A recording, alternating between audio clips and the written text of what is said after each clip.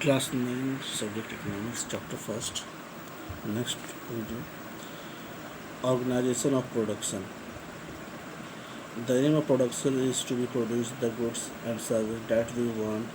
There are four requirements for the population of the goods and service. The first requirement is land and other natural resources such as water, forest, minerals. यहाँ पर ये बताया जा रहा है organisation of production, उत्पादन का संगठन। मीन्स उत्पादन का जो एम होता है, उद्देश्य होता है ऐसी वस्तुओं और सेवाओं का उत्पादन करना जिनकी हमें ज़रूरत होती है, आवश्यकता होती है। वस्तुओं और सेवाओं के उत्पादन के लिए चार चीज़ें बहुत इंपॉर्टेंट है। पहली आवश्यकता है ज़मीन तथा प्राकृतिक संसाधन जैसे जल, वन, खनिज। दूसरी आवश्यकता है श्रम यानी कि लेबर, अर्थात जो लोग काम करेंगे। कुछ उत्पादन क्रियाएं में जरूरी कार्यों को करने के लिए बहुत ज़्यादा पढ़े लिखे कर्मियों की ज़रूरत होती है। दूसरी क्रियाओं के लिए शारीरिक कार्य करने वाले श्रमिकों की ज़रूरत होती है। प्रत्येक श्रमिक उत्पादन की आवश्यक श्रम प्रदान करता है। और तीसरी आवश्यकता है फिजिकल कैपिटल यानी कि जो पूंजी हम लगाएंगे उसके बारे में, अर्थात उत्पादन के स्तर पर बचत की गई आगत रकम क्या आप जानते हैं। क्या इससे हमें ये मालूम चलता है कि भौतिक पूंजी के अंतर्गत कौन कौन सी चीज़ें आती हैं। फर्स्ट जो हम इसमें दिखा रहे हैं टूल्स, मशीन, बिल्डिंग्स। इसमें आपका औजार, मशीन, भवन। औजार का मशीनों में अत्यंत ही साधारण औजार जैसे किसान का हल से लेकर जनरेटर, टरबाइन, कंप्यूटर आदि आते हैं। औजार और मशीनों और भवनों का उत्पादन में कई वर्षों तक प्रयोग होता है और इन्हें स्थायी पूंजी भी कहा जाता है। दूसरा है रॉ मटेरियल्स, कच्चा माल और नगद मुद्रा। उत्पादन में कई प्रकार के कच्चे माल की आवश्यकता होती है, जैसे बुनकर द्वारा प्रयोग किए जाने वाला सूता, कुम्हारों के द्वारा प्रयोग की जाने वाली मिट्टी। उत्पादन के दौरान भुगतान करने तथा जरूरी माल खरीदने के लिए कुछ पैसे की भी आवश्यकता होती है। कच्चा माल तथा नगद पैसे को कार्यशील पूंजी कहते हैं। औजारों, मशीन तथा भवनों से भिन्न भिन्न चीज़ें हम उत्पादन भी उत्पादन की क्रिया को दौरान समाप्त हो जाती हैं। दैज फोर रिक्वायरमेंट, जो चौथी आवश्यकता है उसमें हम स्वयं उपयोग हेतु बाजारों में बिक्री हेतु उत्पादन के लिए भूमि, श्रम और तथा भौतिक पूंजी को एक साथ करने योग्य के लिए ज्ञान और उद्यम की आवश्यकता पड़ती है। आजकल इसे मानव पूंजी भी कहा जाता है। मानव पूंजी के विषय में अधिक जानकारी के लिए हम नेक्स्ट चैप्टर में इसके बारे में हम पढ़ेंगे। पिक्चर 1.2 में हम इसमें देख सकते हैं कि उत्पादन में प्रयुक्त जमीन, श्रम और स्थायी पूंजी की पहचान इसमें बताई जा रही है।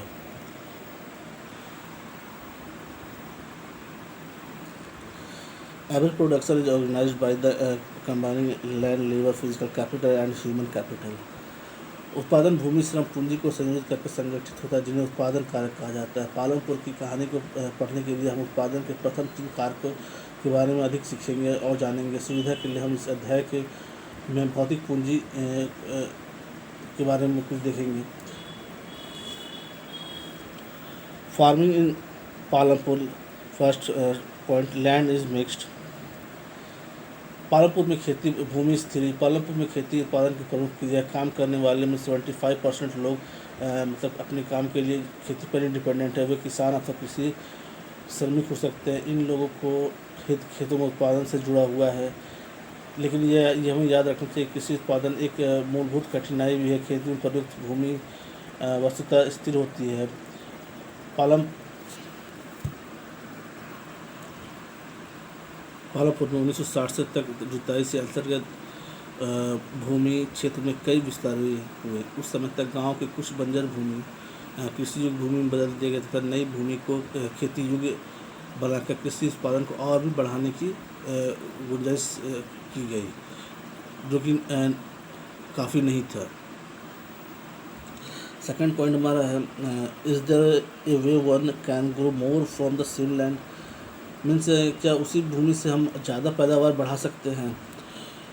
जहाँ इसके बारे में बताया गया कि यहाँ जिस प्रकार की फसल पैदा की जाती है, जैसी सुविधाएं उपलब्ध हैं, उन्हें देखते हुए पालमपुर उत्तर प्रदेश के पश्चिम भाग के गांव की तरह लगता है। पालमपुर में समस्त जो भूमि है वो खेती की जाती है। कोई भूमि बेकार नहीं छोड़ जाती है। बरसात के मौसम में खरीफ में किसान ज्वार और बाजरा उगाते हैं।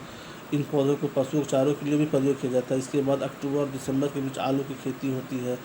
सर्दी के मौसम में रबी खेती में खेतों में उगाया जाता है।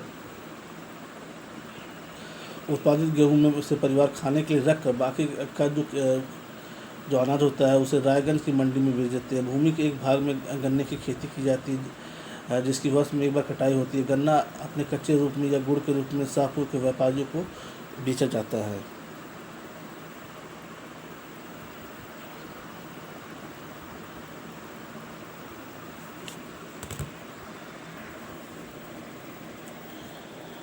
The main reason why farmers are able to grow 3 different crop in a year।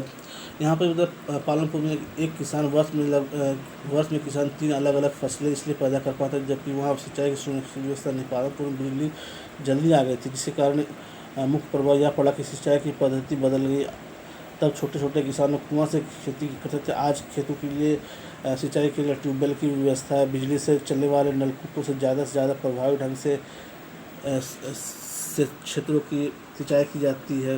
1970 के दशक के मध्य तक हम देखेंगे 200 हेक्टेयर तक पूरे क्षेत्र की सिंचाई होने लग गई थी। Not all village in India have such in the high level of the irrigation. एक यहाँ पर यह बताया जा रहा है कि भारत के लगभग सभी गाँव में इस तरह की व्यवस्था कम ही देखने को मिलती है। कुछ ही ऐसी जगह है जहाँ पर इस तरह की व्यवस्था हम देखने को मिलती है। लगभग 40% ही ऐसे क्षेत्र में कम से ही सिंचाई होती है। बाकी के क्षेत्रों में मुख्यतः वर्षा पर ही लोग निर्भर हैं। To grow more than one crop on the piece of the land during. एक वर्ष में किसी भूमि पर एक से ज़्यादा फसल पैदा करने को बहुविध फसल प्रणाली कहते हैं। यह भूमि में किसी भी एक टुकड़े को उपज बढ़ाने की सबसे सामान्य प्रणाली है। पालनपुर में सभी किसान कम से कम 2 फसलें पैदा करते हैं। कई किसान पिछले 15-20 वर्षों में तीसरी फसल के रूप में आलू पैदा कर रहे हैं।